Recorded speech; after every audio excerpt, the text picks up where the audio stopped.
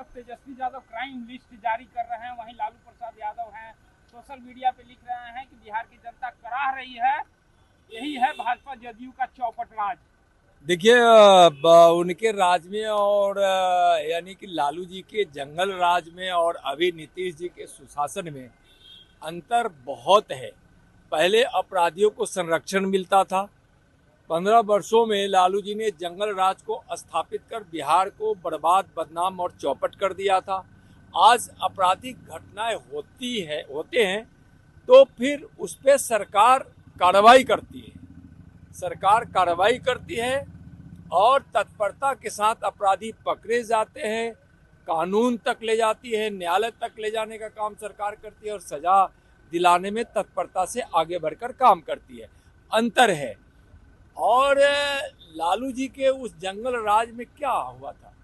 पलायन हुआ था। अपराधी कहाँ मिलते थे? तो लालू जी के मंत्रियों के, विधायक के और उनके नेताओं के आवास पर मिलते थे। कौन नहीं जानता है लालू जी के उस चौपट राज को? आज जो आरोप लगा रहे हैं वह बेबुनियाद है, उसमें कोई दम नहीं है। और तेजस्वी जी 15 वर्षों के भी उस लिस्ट को आप जारी कीजिए।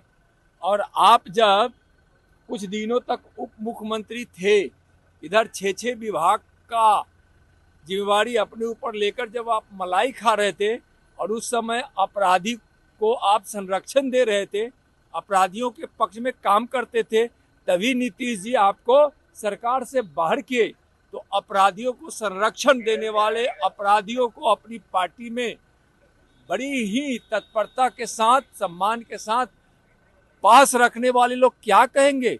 जंगल राज के उस कड़ाह को बिहार आज भी नहीं भूली है जो लालू जी का जंगल राज था। सर, कोलकाता में जिस तरह की घटना घटी, महिला डॉक्टर के साथ रेप और हत्या हुई, आज बिहार में भी लगातार डॉक्टरों का विरोध, वह बहुत ही दुखद घटना हुई है।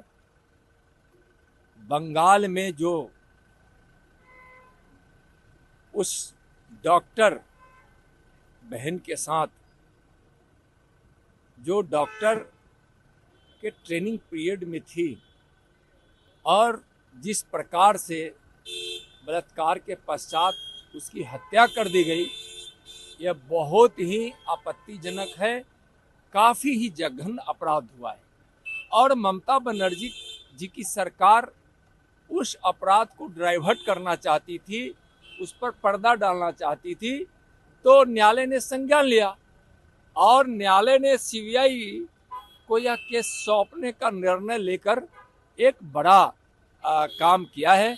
दस्तावेज भी सीबीआई को सौंपा जाए, इसका भी निर्देश न्यायालय से मिला है। सीबीआई तत्परता से जांच करेगी और दोषियों को सजा दिलाने का काम सीबीआई करेगी।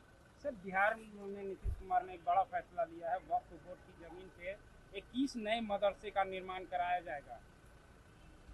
तो सरकार की नीति है जो अभी तो जेपीसी को वक्फ बोर्ड की संपत्ति के संबंध में चर्चा करने के लिए और उस पर सुझाव देने के लिए, विचार करने के लिए भेजी है।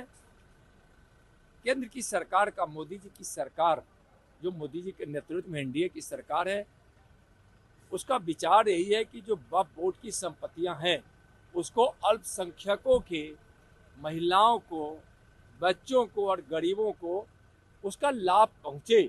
जो लाभ पहुंचता नहीं था, तो यह मोदी सरकार की नीति स्पष्ट है और मुझको लगता है कि नीतीश जी जो निर्णय लिए होंगे वह इस विचार के आसपास ही होगा। सर, हिंडनबर्ग की जो रिपोर्ट आई है सर, उसमें लगातार विरोध हो रहा है। राहुल गांधी कह रहे हैं कि जेपीसी में क्यों नहीं। किसको? हिंडनबर्ग जो आरोप लगाई है सेबी के चीफ है, क्या बता रहे हैं? हिंडनबर्ग आरोप लगाई है। हिंडनबर्ग की एक रिपोर्ट आई है कि सेबी की जो चीफ है वो उनका और अडानी का रिश्ता है, उसको जेपीसी की जांच की मांग है। फिर हम बात करेंगे अभी जो विषय